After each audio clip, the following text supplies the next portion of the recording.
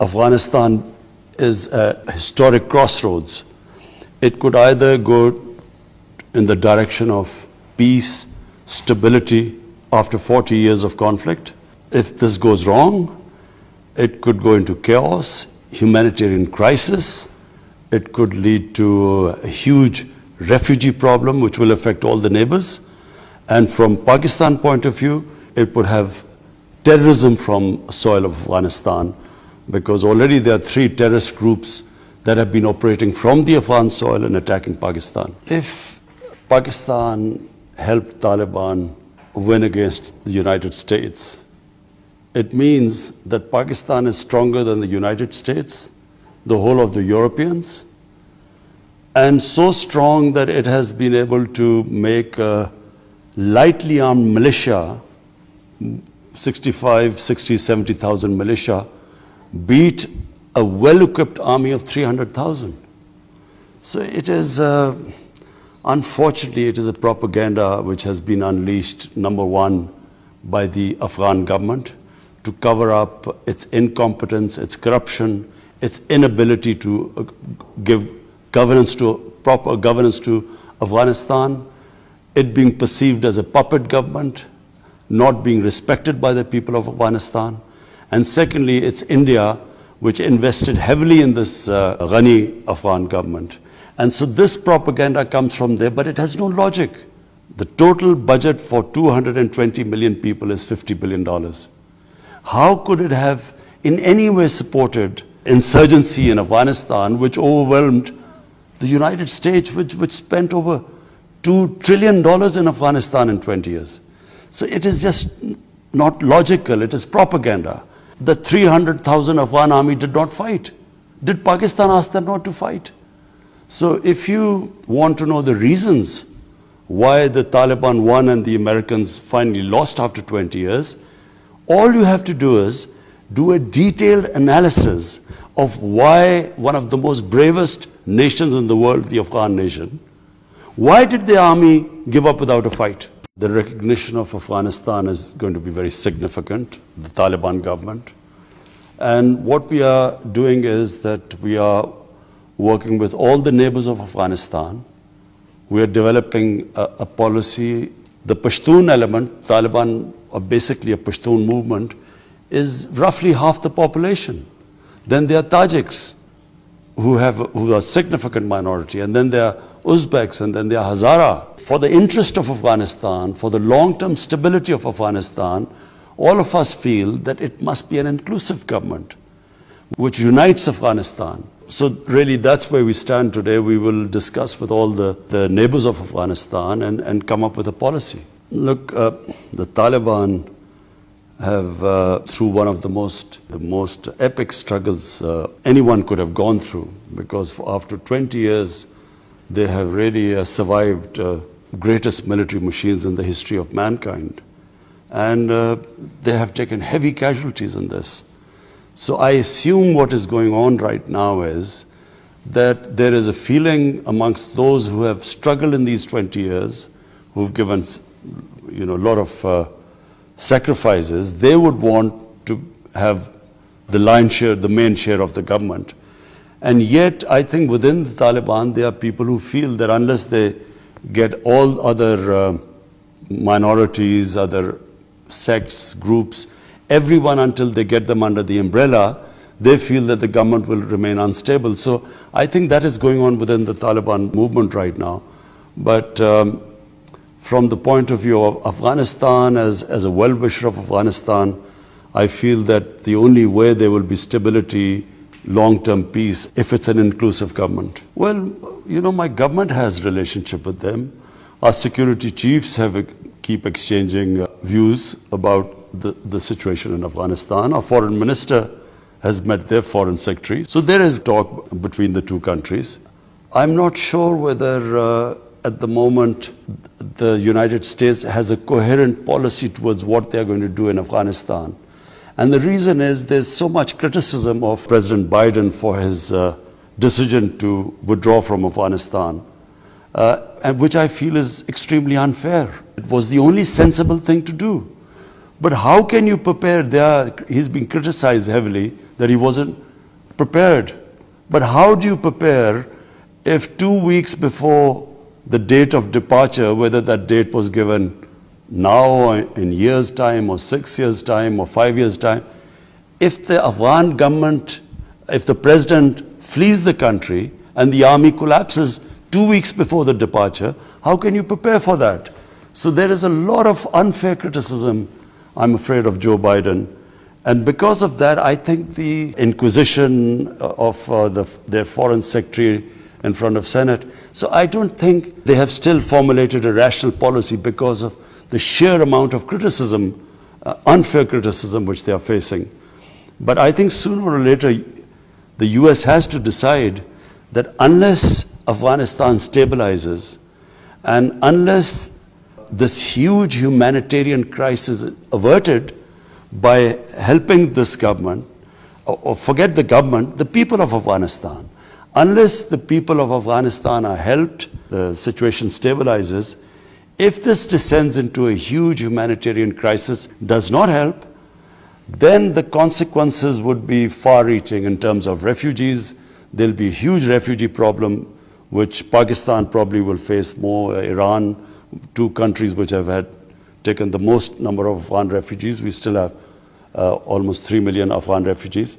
But it will also have on terrorism, that if there is instability in Afghanistan, then how will the government be able to stop terrorism from Afghan soil?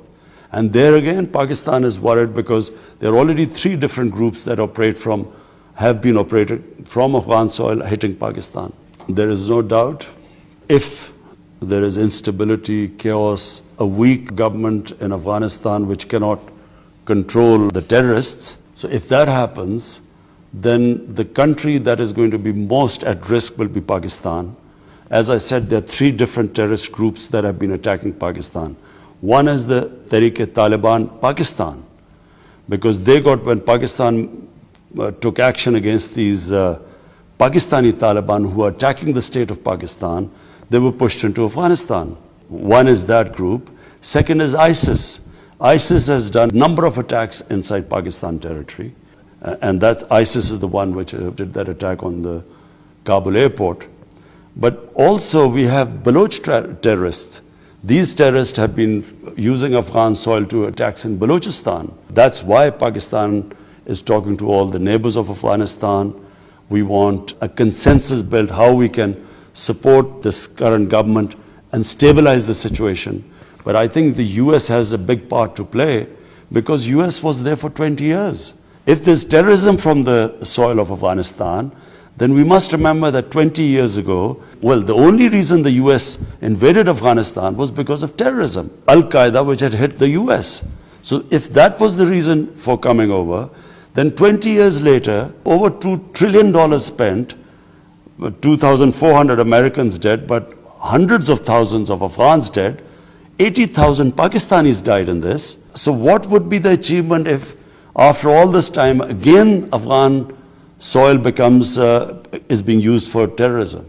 So therefore, I think the whole world community has to take cognizance. And this is a historic moment where they should not let Afghanistan drift towards chaos and go into another crisis. I was listening to the Senate hearing where Secretary Blinken was there and answering these questions to the senators. And I must say, as a Pakistani, I felt deeply hurt by some of the remarks made by those senators. To blame Pakistan for this debacle in Afghanistan is the most painful thing for us to listen to. Pakistan is the country that gave the greatest number of sacrifices for the American war in Afghanistan. Pakistan was asked to join this invasion of Afghanistan by the Americans or become part of this coalition when Pakistan had nothing to do with 9/11. There was no Pakistani involved in it. Al-Qaeda was in Afghanistan. There were no militant Taliban in Pakistan. We had no reason to enter the war. But unfortunately, our military dictator at the time, to get acceptability from the Americans, he took us into this war. And this war cost Pakistan, 80,000 people died in this. Because what happened was that Mujahideen of 80s who were trained to fight jihad against the Soviets, We had trained them to fight against foreign occupation was a holy war, a jihad. And now when the Americans invaded Afghanistan, the same people we are trying to tell them now, because we had joined the Americans, that now fighting against the Americans is terrorism. So they turned against us. They called us collaborators. So they started doing terrorist acts against Pakistan. And then all along the border, the Pashtun tribes, which had sympathy with the Taliban, not because of their ideology, but because of their ethnicity. So the Pashtun nationalism kicked in. They too thought we were collaborators against fellow Pashtuns, and they formed what was the Pakistani Taliban. So they started attacking Pakistan as collaborators.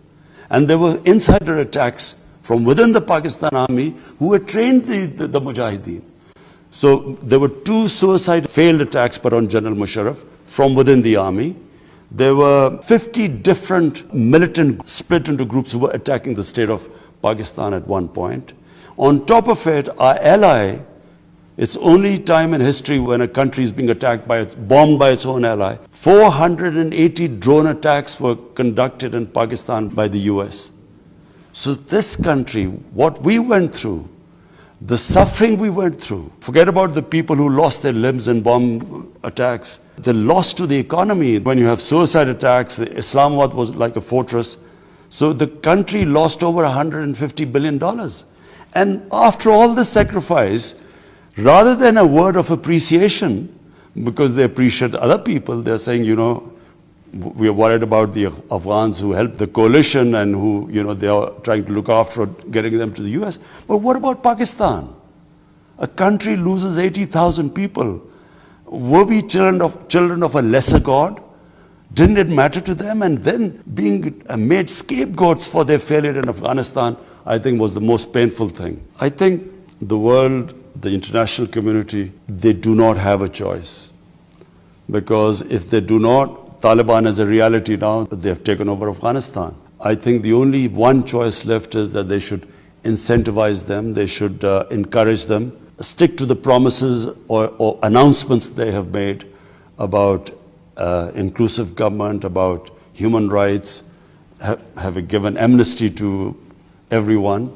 I think the world should encourage them to walk this path. Hopefully, if it works, you could have peace in Afghanistan after 40 years. If the world community decides to put sanctions on them, what happens? It's the people of Afghanistan that are going to suffer. A country which relied, until this Taliban have taken over, until then, the Afghan government, 75% of their budget was foreign aid. If the foreign aid disappears, the country will collapse. And if it collapses, as I said, this will have implications not only for all the neighbors of Afghanistan, but I think in terms of international terrorism, it will have effect everywhere. So therefore, the only one way to go is to incentivize the Taliban to stick to what they promised of inclusive government and hope that they take that path. Pakistan has made every effort to have peace with India. I have had great friendships in India, but unfortunately, India is ruled by an ideology which is called the RSS ideology.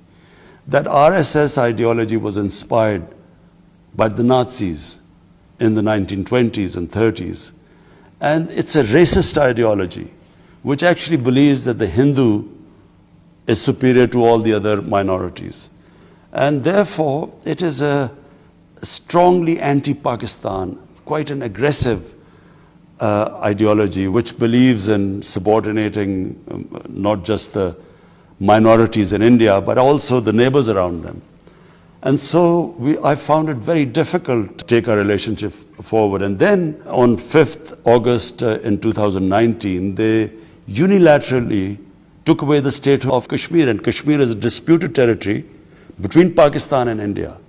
And this has been recognized by the world community through United Nations Security Council resolutions. Then that's when all our communication stopped. What they're doing in Kashmir is violating every human right.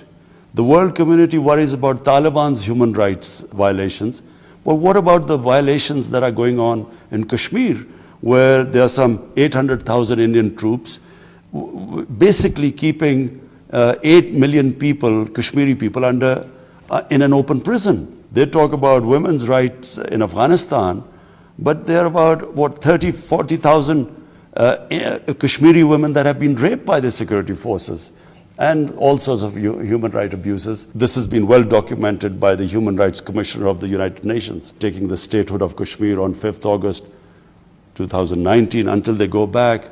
Unfortunately, we cannot resume a normal relationship with them. I think our relationship is improving. A couple of times I've met President Putin. We have a very good relationship and understanding. I've spoken to him twice on the phone now, and we want to improve our relationship between Pakistan and Russia. All the countries around Afghanistan, at the moment, the main concern is that Afghanistan should not descend into chaos. So we all agree on that there should be an inclusive government in Afghanistan which would bring stability there. Because our main concern is that instability in Afghanistan would have repercussions. All the neighbors will sooner or later be affected by that. So I was looking forward to meeting President Putin here, but because of his isolation due to COVID-19, he couldn't come. But I am meeting the foreign minister of Russia. Iran is a neighbor, and so therefore you have to live with your neighbor. The more civilized you are with your neighbor, the better it is in terms of trade and for the whole region. Saudi Arabia has been Pakistan's closest ally, a friend which has helped Pakistan in the past when we've needed them. And so therefore, our main interest is that there should be understanding between these two countries. What would be disastrous for Pakistan is if there's a conflict between Saudi Arabia and Iran, not just for Pakistan. It would be a disaster for the developing world, because any conflict between those two would affect the oil prices. Already, because of COVID-19 and the supply shortages in the world, the commodity prices have risen up. Inflation is affecting most of all the developing world. It's affecting everyone, but commodity prices rising in the developing world is having a devastating impact on rising poverty. If the two clashed, Iran and Saudi Arabia, I'm afraid the immediate impact would be oil prices. And this will be devastating for the poor people in the whole world. Therefore, I think not just Pakistan, but everyone must ensure that there's a better understanding between these two countries. Iran is a neighbor, and so therefore you have to live with your neighbor. The more civilized you are with your neighbor, the better it is in terms of trade and for the whole region. Saudi Arabia has been Pakistan's closest ally, a friend which has helped Pakistan in the past when we've needed them. And so therefore, our main interest is that there should be understanding between these two countries. What would be disastrous for Pakistan is if there's a conflict between Saudi Arabia and Iran, not just for Pakistan. It would be a disaster for the developing world, because any conflict between those two would affect the oil prices. Already, because of COVID-19 and the supply shortages in the world, the commodity prices have risen up. Inflation is affecting most of all the developing world. It's affecting everyone, but commodity prices rising in the developing world is having a devastating impact on rising poverty. If the two clashed, Iran and Saudi Arabia, I'm afraid the immediate impact would be oil prices. And this will be devastating for the poor people in the whole world. Therefore, I think not just Pakistan, but everyone must ensure that there's a better understanding between these two countries.